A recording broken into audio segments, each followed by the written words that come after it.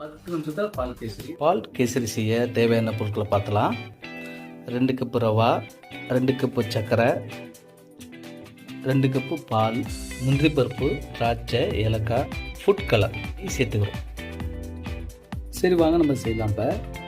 இப்போ கடாய் சூடாயிட்டு இப்போ நெய் சேர்த்துக்கிறோம். இப்போ பார்த்தீங்கன்னா நெய் நல்லா காஞ்சி வந்துட்டு நம்ம முந்திரி பருப்பை ஆட் பண்ணிக்கிறோம்.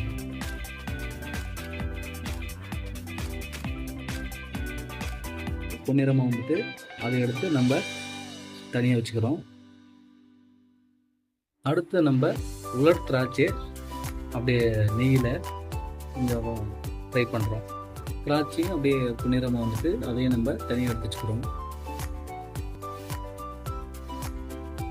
அப்புறம் இப்போ நெய்யில் நம்ம 2 கப்பு ரவாவை அப்படியே ஆட் பண்ணிக்கிறோம்.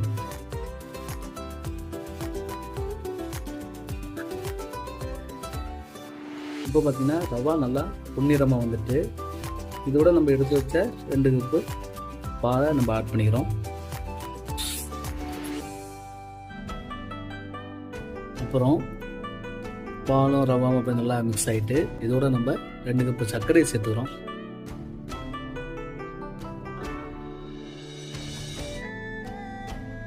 நல்லா சர்க்கரையும் ரவாவும் நல்லா மிக்ஸ் ஆகிறபடி நல்லா கிண்டிக்கிறோம்.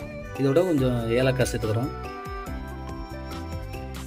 பார்க்குறதுக்கு நல்லா ஒரு கலர்ஃபுல்லாக இருக்கணுன்றதுக்காக ஃபுட் கலர் கொஞ்சம் சேர்த்துக்கிறோம்.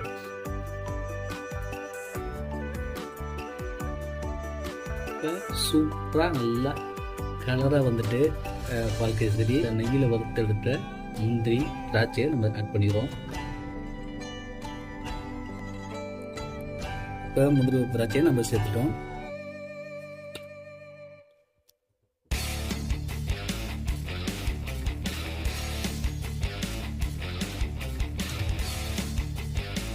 ஓகே ஃப்ரெண்ட்ஸ், இப்போ சூப்பரான 10 நிமிஷத்தில் பால் கேசரி ரெடி ஆகிட்டு நம்ம டேஸ்ட் பண்ணி எப்படி இருந்து பார்த்துடலாம்.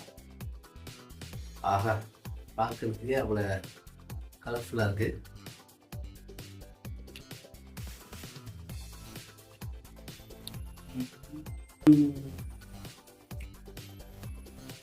ரொம்ப ரொம்ப அருமையாக இருக்கணும். வீடியோக்காக சொல்ல அவ்வளோ டேஸ்ட்டாக வந்துருக்கு பால் கேசரி. நீங்கள் நம்ம யூடியூப் சேனலில் லைக் பண்ணுங்கள், சப்ஸ்கிரைப் பண்ணுங்கள், கமெண்ட் பண்ணுங்கள், ஷேர் பண்ணுங்கள். கண்டிப்பாக லைக் பண்ணுங்கள். இது உங்களுக்கு பிடிச்சிக்கணும். நம்புகிறேன். பாய். அடுத்த வீடியோவில் நம்ம சந்திக்கலாம். பாய் பாய் ஃப்ரெண்ட்ஸ்.